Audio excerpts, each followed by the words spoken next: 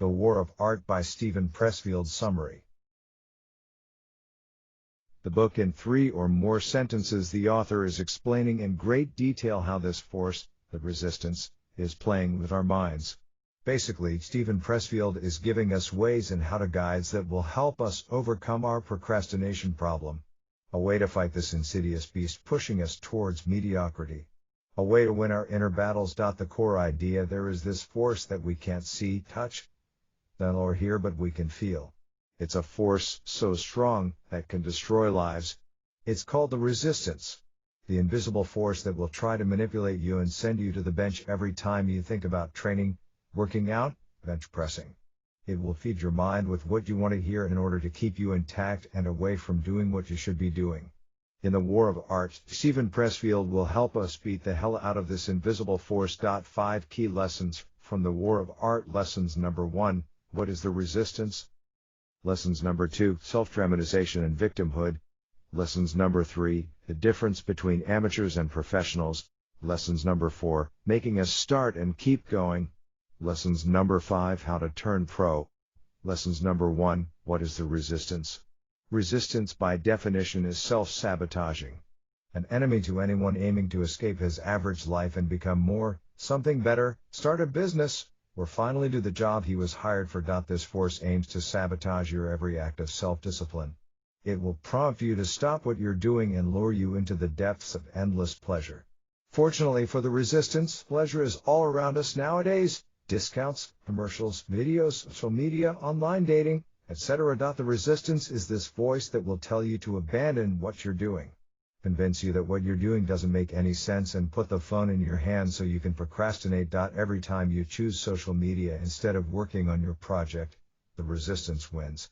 In contrast, every time you choose to work undistracted on a task by your choice, you kick the resistance's ass. To conquer this invisible force that is pushing you towards mediocrity, you need to stay vigilant, concentrated in your ultimate goal in life. Lessons number 2, self-dramatization and victimhood. Turning our daily lives into a TV-worthy soap opera is a symptom of the resistance. A lot of people do stupid stuff only to get someone's attention. You might steal a car, bring home a man/woman with head-to-toe tattoos, even coloring your hair pink or another strange color is a way to get attention from the people around.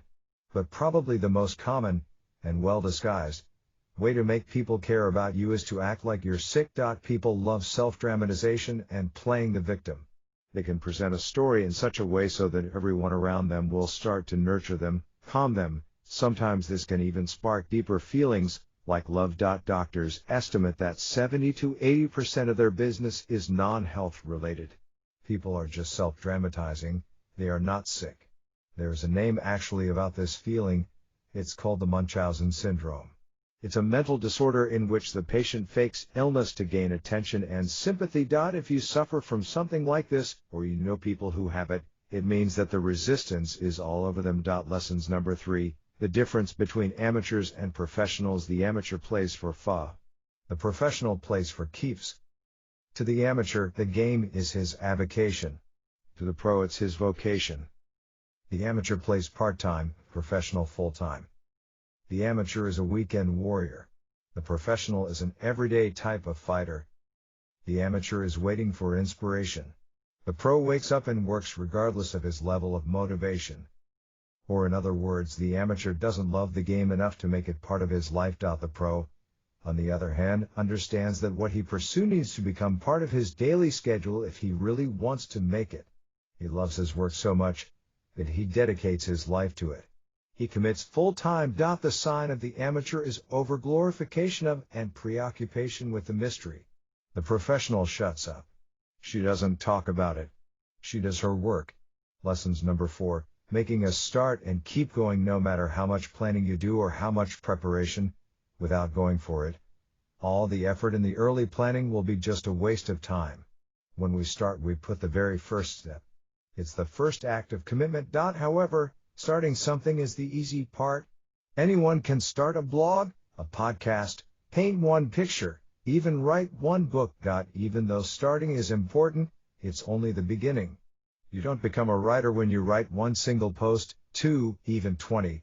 You become a writer when you write consistently over time for years. Lessons number 5. How to turn pro. If you want to pursue a business, start working on your talent. Whatever, you must turn pro. It sounds scary, and you might think that it's super hard, but most of us are already doing the steps daily. We're just too blinded by the resistance to see. Turning pro is not something magical. It doesn't require superhuman powers and can be achieved by anyone willing to do the work consistently. If you have a job, you are already doing the steps. The idea is to apply them to your long-term project. Also show up every day. Most of us are doing something, working a job, only because we need the money. Still, the act of showing up every day is a key element if you want to succeed. If you work out every day, you will surely feel and look better. This applies to every aspect of our lives. Show up no matter what. Sickness and despair will eventually knock on our door. But the pro knows that these setbacks are temporary. We do it even now. We visit the office, the factory, even when we're not feeling so well. We might do it for our coworkers or for our families, no matter what the reason is. We do it for a reason. Work all day, no matter what's your current position, you're there. You assist clients, you write emails, you arrange the clothes inside the store. You do it for 8, sometimes even 10 hours. Even if your mind wanders, you're still there and you're still executing. Apply this to everything else in your life. Be committed. Even if you change jobs, you'll be still working. Another job, another company, another country even. Unless you inherit a fortune, you'll be part of the labor force. Apply the same to your desired business. Remember that the stakes are high. You can't be without a job. You probably have a family to feed, mortgage to pay, utilities to cover. Work for money regardless of what's your passion. You need to make money out of it. You can fool yourself that you love what you're doing for some time, but if you're not making money, you won't be doing what you're doing for long. Master what you're doing. If you're in a current position for years, you'll inevitably become better at what you're doing. The same should happen in your artistic aspiration. Become known for being a writer, a painter, a pro. Love taking notes? Download the worksheet. Worksheet actionable notes. How are you going to beat the resistance? The resistance is an insidious force. It doesn't obey any rules, and it can force you to do things you don't necessarily need to do.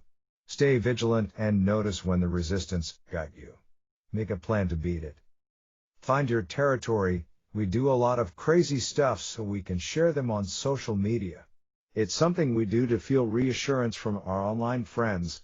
In reality, if we really want to succeed, we need to find our turf, our hood. Find an activity that you'll do regardless of whether there are people watching. If you go to the gym without giving a damn about whether other people will find out about that, you're doing it right. If not, you still haven't found your territory. Despite failure, hating failure is a great virtue. Whether you're starting a business or trying to lose weight, it doesn't matter. You should despise failure. Every time defeat knocks on your door, punch it in the face and send it away. Do it or don't do it. You're born to become something. Painter, writer, coder. It's up to you to find what's your calling, sort to say, and pursue it with everything you've got. If you don't do it, you don't only hurt yourself, you hurt your kids, your friends, everyone around you. Being a creative person and pursuing your dreams, it's not a selfish act, it's a way to make the world a better place. Set a date. If you really want to do something else, to change jobs, set a date for that. Say when you're going to start working towards your dream job and don't allow outside circumstances, the resistance, mess with your plans.